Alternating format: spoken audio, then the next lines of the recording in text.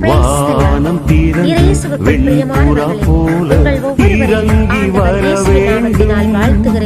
தேவ வல்லமை தர வேண்டும்.